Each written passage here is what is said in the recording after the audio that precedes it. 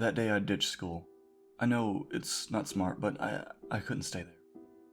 The looks, the laughing, it's just too much sometimes. The place I usually go to used to be a park downtown. It doesn't exist anymore, but as I was taking my usual walk after hiding my bag and ID, so I wouldn't raise suspicion, I stopped underneath the old bridge. I used to come here all the time with my ex, I think. As I sat there, I felt something brush against my arm. I looked down without seeing anything. I brushed it off as that sort of thing that happens to me a lot. After a few more minutes, I started to feel uneasy. I didn't know why at the time, but I could feel eyes on me. I looked in every direction and I saw I was completely alone. It was silent. Suddenly a small breeze came through the area. What struck me as odd was that this breeze was almost hot, even though it was the middle of January. But as I pondered this, the breeze grew stronger and stronger until it turned into a full-force gale. The wind pushed into my ears, deafening me. My face stung harshly and I forced my eyes shut, but it just kept coming. Then, as suddenly as it began, it stopped. Again. Silence.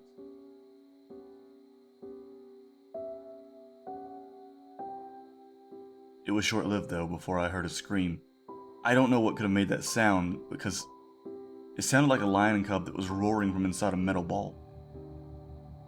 It kept getting louder and louder until I felt my ears bleeding.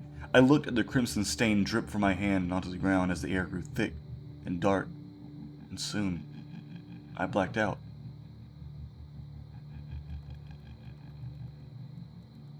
I don't know how long I was unconscious, but when I woke up, I was in a tunnel.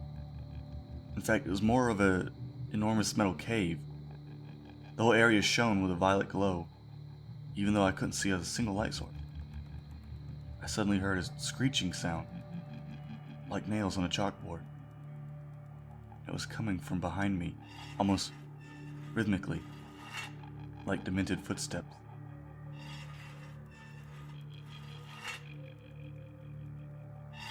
It loomed behind me, and what I saw still causes me to quiver in fear, even as I write this.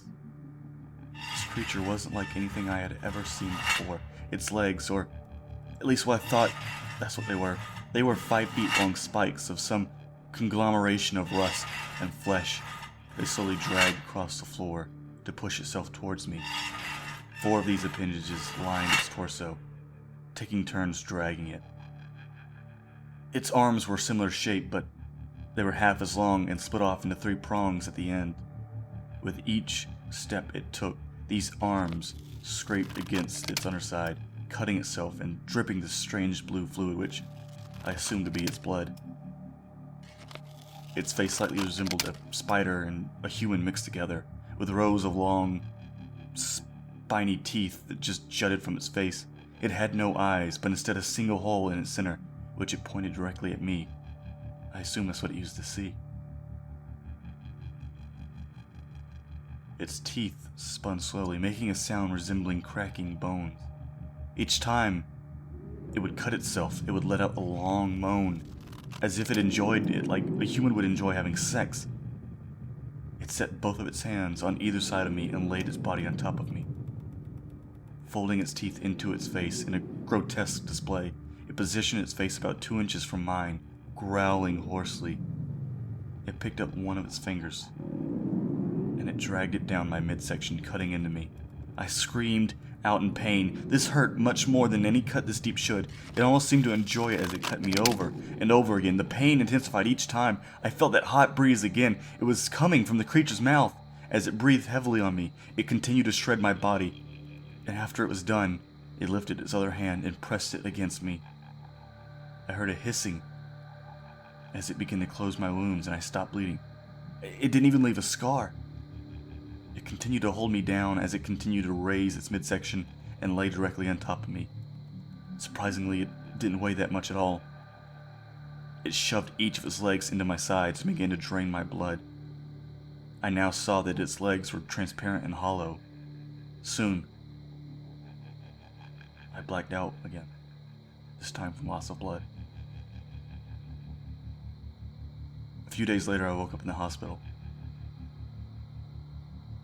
A recently deceased patient had been the one to donate blood to me. It worried me until I saw he died in a car wreck. No wounds remained from my encounter, and strangely enough, whenever I asked someone about what happened, I just kept getting the same thing. You don't need to worry about that. It would only drive you mad. I don't think I'm very sane to begin with now. I still don't know what happened to me in that tunnel, or how I got there, but what I do know is that somewhere that thing is still alive. And I see it every time I close my eyes.